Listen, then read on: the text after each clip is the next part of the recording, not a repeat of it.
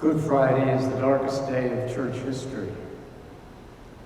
And what do we make of it in the very dark context in which we find ourselves in 2024? You know what strikes me about Good Friday is the helplessness. You can't be more helpless than the historical Jesus pinned in crucifixion, unable to move and abandoned. The agony of crucifixion was immense. Every breath and effort, no one to help, not even God. And the disciples, they were helpless. The Roman power was too strong. He had no friends in high places to influence the course of events. Most were alone, hiding in secret over the time of the crucifixion. They were too afraid to be present. Peter lied his way out of involvement. They were helpless, and he knew it, but he couldn't quite stay away. The women who watched it all could do nothing other than watch, helplessly. Nothing to be done, no one to help. This had to be endured. There was no remedy. Good Friday comes to us once a year to remind us that we are not in control. The one who taught us that we need to love our enemies was crucified by his enemies.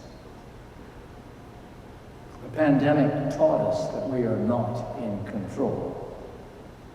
That the only way to save all life on this planet is for us to come together as one. Love our enemies. You know, if we had heeded the message of the Good Friday man, we wouldn't be in the state of darkness in the world in which we find ourselves today. Instead of hate, we would be cooperating with each other, caring for each other, helping each other. Yes, loving each other. We would have abandoned war as a concept and a strategy to get what we want long ago. And we wouldn't have wrecked the planet on which we all live and need for our survival. The other good message of Friday, this Friday, is it wasn't the end.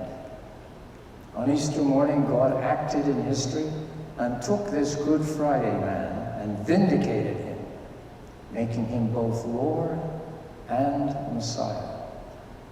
Suddenly, at its heart, the helplessness cycle was severed and ended. Hope began again. And that hope still survives today, and you are testimony of that hope. Suddenly, in history, there was a profound sense that life went on beyond the grave. The Roman power, like our power today, can only end human life. And we will discover at death that there's a provision that life goes on beyond the grave. We will discover when we die that this life is not all there is. Yes, we all have to die. Because this happens to all of us, it does have a kind of fairness. But it's rarely our wish to die. Who wants to leave the ones we love? Not me. But I know that death will come to me and to you one day. These empty pews that we see in front of us today can find those souls in the Stratford Cemetery. Do you remember Laverne Ackesfiller coming down the aisle in his velvet coat, carrying the bread and wine? I can't. He was the first name I saw when I visited the Stratford Cemetery. Yes, we all have to die. And yes, that death will come to me and to you one day. But I also know that my personal Easter and your personal Easter will come. I also believe that in this life and in our death and dying, we're not ever alone. We have the promise of the one who was raised from the dead by God. Jesus said, "Lo, I'm with you even unto the end of the world." What company could be better than that?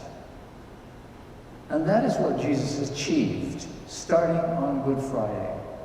Jesus came to save us from ourselves and the darkness that lives within each one of us, and replace it with light.